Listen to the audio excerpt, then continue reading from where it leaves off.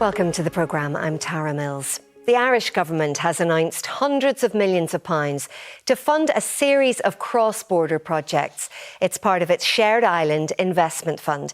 At a news conference in Dublin this afternoon, the Taoiseach announced plans to spend more than £685 million in total. Let's take a look at how that breaks down. Well, the biggest chunk of the money, around £515 million, will go on the upgrade of the A5. That's the road, of course, which links Dublin and Londonderry. £42 million has been pledged towards the redevelopment of Casement Park. There's also a commitment to completing the narrow water bridge linking counties Down and Louth. And there's a plan to introduce hourly rail services between Belfast and Dublin. And there's money to improve the visitor experience at the Battle of the Boyne site.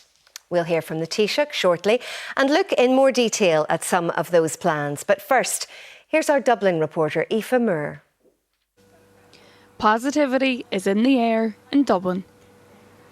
All eyes were on the Taoiseach as he announced the largest ever cross-border funding package. Our funding commitments today also reflect years of cooperation and partnership by successive British and Irish governments and with the Northern Ireland Executive. With almost €1 billion to share, the A5 was the biggest winner. Narrow Water Bridge will also see investment, connecting counties Louth and Down, while Belfast's Casement Park, with its €50 million boost, is hoped to host the Euros in 2028. But it is the community that Taoiseach Micheál Martin is focused on. €50 million contribution to the redevelopment of Casement Park that we have announced today is a major investment in the social fabric of a part of Belfast that has suffered from disadvantage over many years. Despite the day of giveaway, the Taoiseach said that this was not a political statement, but about realising the island's potential. It's about providing benefits for the whole island and to all communities and jurisdictions within it. It's about understanding that whatever the constitutional future of Northern Ireland and Ireland as a whole may be, investing in people, in infrastructure, in quality of life, in opportunity for generations to come are all of our shared responsibility and a common good we can best achieve by working together. The Sinn Féin president had this to say about the announcement. I want to welcome the announcement from Cabinet this morning of a significant commitment to jointly fund crucial all-Ireland infrastructural projects in partnership with the Northern Executive. I think this is an example of what we can achieve working together for the benefit of all people on the island. The funding announcement has been welcomed by political parties across the island, including the DUP. The party leader, Jeffrey Donaldson, said today that he appreciated the support from the Irish government for projects that were mutually beneficial between Northern Ireland and the Republic. The SDLP welcomed the package but said it was time to get things moving. Aoife Moore, BBC Newsline, Dublin. Well, I've been talking to the Taoiseach and began by asking him about the A5 and why it had taken so long to restore the Irish government's original investment pledge. Well, I suppose the major delay really has been in terms of planning and getting the project started. We made a commitment in the past. We had to reduce that given the financial situation that we faced here after the global financial crisis. We're now able to fully restore that. Putting €600 million available to build the road. And I'm told by my counterparts in Stormont that it's possible that a section of it could even begin as soon as this year. So very keen to get that started. It's really important in terms of road safety, but also connecting Derry and Donegal through to Monaghan, to Meath and to Dublin, and giving the northwest of the island the kind of connectivity that the other parts have. And I think it'll really help economically for the whole region. And given that the figure being quoted today for Casement is £220 million, the money that you have offered, is a small fraction of what the overall cost may well be. I'm just wondering why you set on a particular amount and not a fraction. Why not say, well, look, we'll put a third of the cost? Well, of course, we don't know what the cost is going to be. I think, as the Secretary of State rightly pointed out, it's not a good idea to speculate about the cost, because if a politician says a project's going to cost something, that often becomes the floor. But we needed to make a contribution. We felt it was important that we should. 50 million, I think, is a very substantial contribution. And I think this new stadium, once built, will be a really big asset to Belfast, to Northern Ireland, and to the wider province of Ulster. I just wonder, on casement, there appears to be a different tone coming from London. I'm sure you heard Chris Heaton-Harris and what he said. He's very lukewarm on the figures about what the British government is prepared to offer. Is that telling us something about relations between London and Dublin at the minute? I really don't think so. One of the things that we've worked together, the government here in Dublin and the British government in London, is on the Euros. It is an East-West project. All 5 associations are behind it. And I think it'd be a real shame if we saw games being played in Scotland and England and Wales and the Republic of Ireland, but no games being played in Northern Ireland. And I know it's a tournament that both governments are committed to. Appreciate the financial position that the British government is a bit tighter than ours is at the moment. Of course, that can change over time, but we are in a good position financially here, have a budget surplus, and we were keen to make these investments at a time when we can afford to. And one of the ones that I'm most enthusiastic about as a Dublin TD is having an hourly train service between Dublin and Belfast. That will be of benefit to both jurisdictions, will help the all-island economy, and will really boost that Dublin-Belfast economic corridor. Although some people are analysing the British government's lukewarm response and kind of lack of commitment to a particular figure as something around what's happening with the Irish government's legacy case, that the British government is very unhappy with the Dublin government over pursuing this, and this is a kind of sign of the fracture between the two countries at the minute. Yeah, to be honest, I really don't think that's the case, but I can't speak for the British government. What I can say is that both governments are very happy to see the Assembly, the Executive up and running again, and we're very keen to do everything we can to make sure that the new Executive can make a success of it. I think the new First Minister, the new Deputy First Minister, the new Executive got off to a really good start, and we're keen to do anything we can to make sure that North-South cooperation is meaningful. And whatever about the constitutional future of Northern Ireland or Ireland as a whole, I think we can all agree that investing in people, investing in infrastructure, investing in services and opportunity has to be to the benefit of everyone. And that brings me on to the constitutional question, because the fanfare around this today, and most people will welcome these projects being fulfilled, but are you worried that this might feel a little bit unnerving for unionists today? I think, from what I've read from comments made by unionist politicians today, it has been broadly welcome, and I think that's encouraging. And we were keen to make sure that we had projects that are very much ones that all communities can see themselves in. So, 10 million, for example, for the Battle of the Boyne site. I think that's going to be an important investment, a place of enormous historical importance and heritage too. And also the money we're setting aside around education and enterprise, really trying to help out with educational disadvantage programmes and also entrepreneurship, particularly women entrepreneurs, for example. And I'm full of admiration of the business community in Northern Ireland, despite all of the uncertainty and all of the political upheaval in recent years. Business people in Northern Ireland just want to get on with it, and we're keen to be behind them. And it doesn't have to be always about a constitutional question. There are simple things that can make everyone's lives better. If you call Northern Ireland home, if you call Ireland home, these projects, these investments will benefit you. The Taoiseach speaking to me a little earlier. Well, as we've been hearing, most of the money pledged by Dublin is going towards the A5 upgrade. It, of course, makes up part of the main route from Dublin to the northwest and runs from the border near Auchnacoil past Omagh and Strabane and on to Derry. At the minute, that road is almost all single carriageway. Well, more than £500 million has been promised to the project, but that's just a fraction of the scheme's estimated overall cost of £1.6 billion. And there are other hurdles to overcome too. We've yet to hear the findings of the public inquiry into the A5 project, and there could still be legal challenges from landowners along the proposed route. Here's our South West reporter, Julian Fowler. The long-delayed A5 project has been full of twists and turns. Today's funding commitment from Dublin has been welcomed by those who believe the new road will bring both economic and safety benefits. There's been dozens and dozens and dozens of families who have mourned loved ones who have died on this road. My own father died just behind us here back in 1995. Those are pains that are impossible to get over and remove, and whatever amount of money the Irish government are putting into this is a bittersweet day for us all. Before the new road can be built, the rest of the money, more than £1 billion, will have to be found. The project also requires planning approval, and we're still waiting for the outcome of the A5 public inquiry held in Omagh last year. The Infrastructure Minister has called for the UK government to contribute to the cost as part of its commitment to improve connectivity. John O'Dowd also appealed to landowners opposed to the scheme to end their legal challenges and insisted the A5 is going to be built. I'm confident now that the A5 is going ahead, it's financially viable and that it will be funded.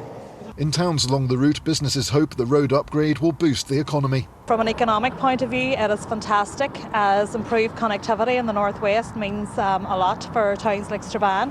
Sion Mills is one of the villages which will be bypassed. I think it's about time, but if I'm being brutally honest, I don't think it'll happen in my lifetime, like the building of it. It has to improve the chances of it being built, because this last so many years it's been in the pipeline and nothing's been done about it. If there are no more delays, construction could start by the end of this year. Julian Fowler, BBC Newsline, Omagh. Well, the Dublin money pledged for Casement Park will not be enough to plug the funding gap to rebuild the stadium, but it has been warmly welcomed by the GAA. And they say they're confident it will be redeveloped in time to host matches in the Euro 2028 football tournament. Our community correspondent, Mark Simpson, has been following this for us. The work to prepare Casement Park for redevelopment has stepped up a gear. And today in West Belfast, the news from Dublin went down well. After a period of uncertainty, it is clear momentum is building. Work has started here. The Irish government have confirmed their funding, and now it's very much over to the UK Treasury. It's over to the executive to see what the final contributions are going to be. But from a GA perspective, we are now confident that Casement Park will be delivered in time for the Euros. There's confidence here, OK, but there isn't the same level of optimism in some other places. There are still outstanding issues in terms of the quantum of funding that will be required and the quantum of funding that will be made available. Those are outstanding issues for the department, and we look forward to hearing more about that in due course. When we see what the costs are, I think people are operating on, I've seen a range of figures so far, then I think we can determine what the range of possibility would be. My understanding, Secretary of State, is the price for Casement Park today is £220 million. Now, if it is to try and deliver that package, I would suggest that the Northern Ireland Executive will have a question to ask whether that project can go ahead or not. So what is the price of rebuilding Casement Park? The GAA won't say. But I've no doubt that it won't be very long before the costs of the project are clear. And I would ask people to judge not just the costs, but also the opportunities. And this is the opportunity of a lifetime, and it's very, very important that we all take that. A former Irish president says she's delighted progress is being made. Now to see it started and to see that it's going to have this really phenomenal future, not just at the heart of Gaelic games, but at the heart of sport. Work is continuing inside Casement to prepare for the planned redevelopment, but this old stadium will only be rebuilt if more money is found. And tonight, that's still a big if. Mark Simpson, BBC Newsline, at Casement Park in West Belfast. Well, what about plans for the Narrow Water Bridge? Campaigners hope this scheme will improve economic connectivity. Let's bring in our South East reporter, Cormac Campbell. Cormac, how quickly can we expect to see the building get underway? Well, Tara, this is a project that has been campaigned for decades, but it's one we're now told could be on site here at Narrowwater within weeks. And at today's formal launch in Dublin, no final figure was put on the cost of building the Narrowwater Bridge, but it's understood to be considerably greater than previous estimates of around £40 million. And already today, there was evidence of land being cleared at the Narrowwater roundabout on the County Down side of the loch behind me, whilst work continues on the Louth side on the cross-border Greenway project. And it's hoped that by better connecting the Mournes, the Ring of Gullion and the Cooley Mountains, the local tourism offering here will be transformed, as I've been finding out today. It's been a long time coming, but the Narrowwater Bridge looks like it's finally becoming a reality. This, in fact, has been the longest community-driven project in Ireland, going back certainly to 1976, when local councillors from the County Louth side met with councillors on this side and decided, rather hopefully and optimistically, that when the troubles end, maybe it's time to consider a bridge. But we have come across an earlier reference which dates back to 1905, so this goes back a long, long time. The bridge will link Warren Point in County Down with Omeath in County Louth, developing a wider tourism offering and enhancing local lives. I reckon it's going to bring a lot of footfall through here, tourism-wise, bringing everybody back to come through the village and see what Omeath has to offer. We would have to drive into Newry, right round to Warren Point to go to the park. Like in a couple of years, please God, we'll be able to walk across the bridge. It gives us an opportunity to go over the border. We're not going to have to drive right through Newry and whatever and that. We'll just be able to go over the bridge and be there without any hassles €1.5 million has also been earmarked to complete the Carlingford Lough Greenway. Work on that is well underway. It's hoped work on the bridge could begin as early as next month. Cormac Campbell, BBC Newsline, Carlingford Lough. Well, our political editor, Enda McClafferty, is at Stormont for us. There's lots of money on the table here. Enda, any obstacles?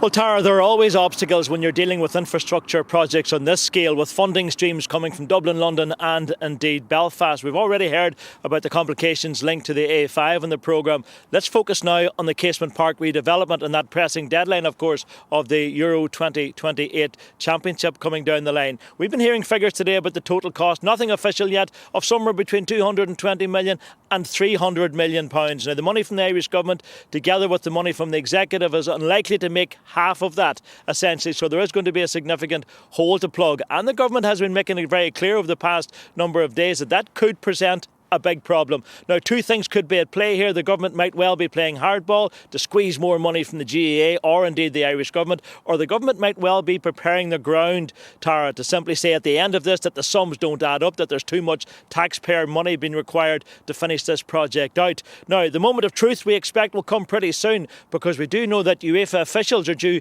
in Northern Ireland next week, and they will be seeking guarantees that the Casement Stadium will be ready in time for the competition. So you can see how this pressure is starting to mount, and very shortly we should get a fuller picture of what the total sum is going to be.